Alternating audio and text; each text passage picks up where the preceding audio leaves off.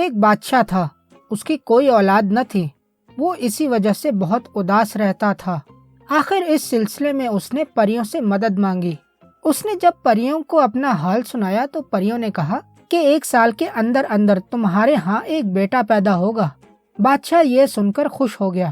پھر 1 سال کے اندر اندر بادشاہ کے ہاں ایک بچہ پیدا ہوا۔ تینوں پریوں نے آ کر شہزادے کو تحفے دیے۔ پہلی پری نے کہا تم دنیا کے سب سے خوبصورت ترین شہزادے ہوگے۔ دوسری پری نے کہا تم دنیا کے سب سے عقل مند اور نیک دل شہزادے ہوگے۔ تیسری پری نے سوچا کہ ان دونوں پریوں نے تو تمام خوبیاں شہزادے کو دے دی ہیں، ایسا نہ ہو کہ یہ مغرور ہو جائے۔ اس نے کہا شہزادے تمہارے کان گدھے کے کانوں جیسے ہوں گے تاکہ تم مغرور نہ ہو جاؤ۔ اس کے بعد تینوں پریاں غائب ہو گئیں۔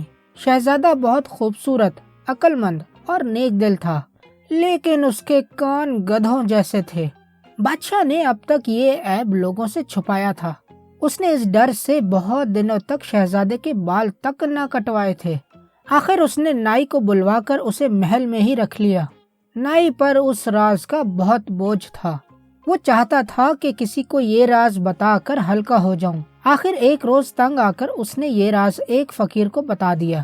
فقیر نے کہا ایک جنگل میں جا کر ایک گڑھا کھودو اور اس گڑھے کو سب کچھ بتا دو، اس طرح تمہارے دل کا بوجھ ہلکا ہو جائے گا۔ جس جگہ نائی نے گڑھا کھودا تھا وہاں کچھ دنوں بعد ایک سرکنڈا اگایا۔ ایک دن ایک گڈریا وہاں سے گزرا۔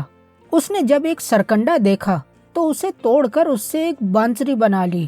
جب اس نے بانسری بجائی تو اس میں سے ایسی آواز نکلی، یہی کہے ہر ایک زبان، شہزادے کے گدھے کے کان۔ سارے ملک میں یہ بات پھیل گئی کہ شہزادے کے کان گدھے جیسے ہیں۔ بادشاہ غصے میں آ گیا۔ اس نے سوچا کہ ضرور یہ بات نائی نے بتائی ہے۔ اس نے نائی کی پھانسی کا حکم دے دیا۔